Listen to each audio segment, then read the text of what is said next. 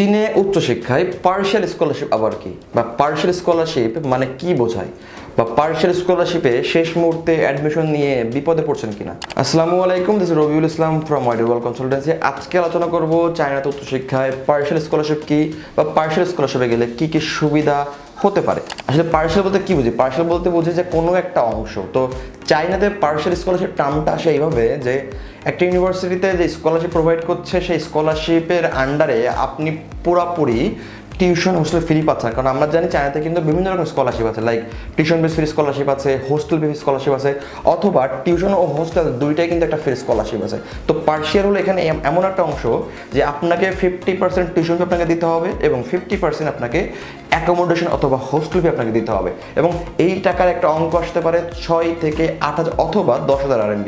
রাফলি ধরতে পারেন 6 থেকে 10,000 RMB আপনাকে পেমেন্ট করতে হবে।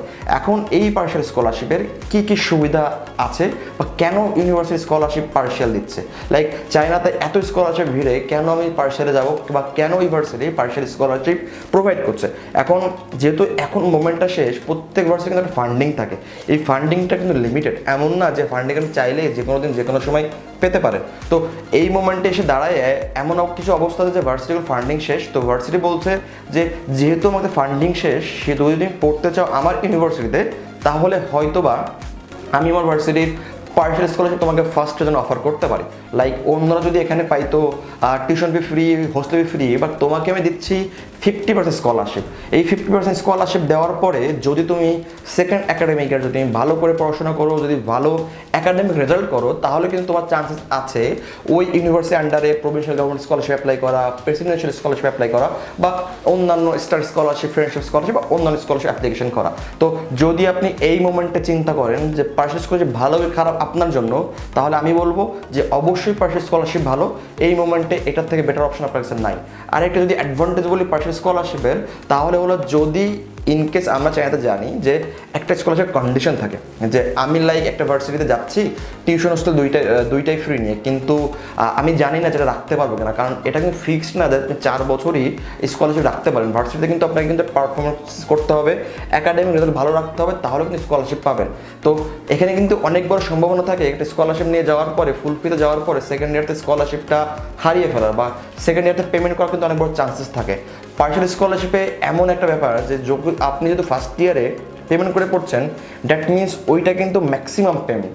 তো আপনি যদি ফার্স্ট ইয়ার যদি ভালোভাবে পড়াশোনা না করেন, লাইক যদি ফেলও করেন, তাহলে কিন্তু আপনি যে অ্যামাউন্ট দিয়েছেন ফার্স্ট ইয়ারে ওইটার থেকে বেশি হওয়ার কোনো সুযোগ নাই। কেন? কারণ ভার্সিটি ওখানে পেপারসে লেখাই আছে যে আপনি পেমেন্ট করছেন এইটাই লাস্ট অ্যামাউন্ট, এর উপরে এর নিচে আপনাকে আর পেমেন্ট করতে হবে না। লাইক আপনি যদি চাইলে পড়াশোনা করেন, যদি কোনোভাবে ইনকেস খারাপও করেন, এইটাই আপনার লাস্ট অ্যামাউন্ট। এবং যদি ভালো করেন তাহলে কিন্তু আপনি সেকেন্ড ইয়ার থেকে কিন্তু আপনার অ্যামাউন্ট আপনি কমাতে পারছেন। অনেক সময় সেটা কিন্তু ফুল ফ্রি হচ্ছে। ইভেন অনেক সময় যদি আপনি প্রভিন্সিয়াল গভর্নমেন্ট স্কলারশিপ পান, তাহলে কিন্তু স্টাইপেন্ডও কিন্তু অ্যাপ্লাই করতে পারছেন।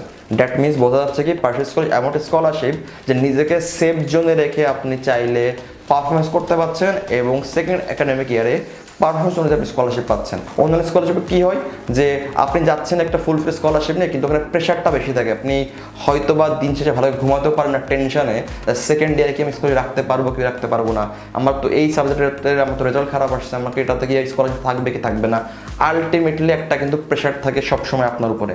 পার্শিয়ালে গেলে এই প্রেশারটা থাকে না, রিল্যাক্সে 4টা বছর পড়তে পারেন এবং রিল্যাক্সে পড়াশোনা করতে পারেন। কারণ আপনি জানেন যে আপনি স্কলারশিপ যদি আপনি রেজাল্ট খারাপও করেন, তাহলে কিন্তু এর থেকে নিচে নামার সুযোগ নাই, বাট ভালো করে চান্সেস বেশি আছে। দ্যাট মিনস আপনি কিন্তু ওই পর্যন্ত ইফোর্টটা দিবেন। তাই বলবো এই মোমেন্টে পার্শিয়ালি হলো বেস্ট স্কলারশিপ। এবং অবশ্যই চেষ্টা করবেন, যেহেতু পেমেন্ট করে পড়ছেন, যেহেতু পার্শিয়ালে যাচ্ছেন, তাহলে এখন দেখবেন এখানে যে কত ভালো ইউনিভার্সিটি অ্যাপ্লিকেশন করা যায়। এমন যেন না হয় র্যাঙ্কিংয়ে খুব বেশি পিছনে ভার্সিটি অ্যাপ্লিকেশন করার কোনো দরকারই নাই। যদি র্যাঙ্কিংয়ের পিছনে অ্যাপ্লাই করতেই হয়, তাহলে চিন্তা করতে হবে ভালো কোনো সিটিতে অ্যাপ্লিকেশন করার। কারণ যেহেতু আমি পেমেন্ট করে পড়ছি, একটু চিন্তা ভাবনা করতে হবে ওই সিটিটা যেন ভালো হয়, এবং ওই সিটি থেকে যে অ্যামাউন্ট পেমেন্ট করছেন ওইটা যেন কাভার হয়ে যায়। কাভার বলতে বিভিন্ন সিস্টেম, বিজনেস বা বিভিন্ন লিঙ্ক লবিং করে এই টাকাটা বা এই অ্যামাউন্টটা কভার করার অনেক সুযোগ আছে। তো চেষ্টা করবেন ভালো সিটিতে যাওয়ার, যেহেতু পেমেন্ট করে যাচ্ছেন। চেষ্টা করবেন ভালো ভার্সিটিতে যাওয়ার, যেহেতু পেমেন্ট করে পড়ছেন। তাহলে কী হবে আপনার জন্য সুবিধা। এমন যেন না হয় যে পার্সিয়ালে যাচ্ছেন এবং এমন একটা ভার্সিটিতে গেলেন যেটা র্যাঙ্কিং খুব বেশি পিছনে এবং সিটটাও খুব বেশি বাইরে। এই দিকে যাওয়ার কোনো দরকার নাই। এখনও কিন্তু সুযোগ আছে সেপ্টেম্বর থেকে, এখনও কিন্তু ভালো ভালো ইউনিভার্সিটিতে পার্সিয়াল স্কলারশিপ কিন্তু অ্যাডমিশনের সুযোগ আছে।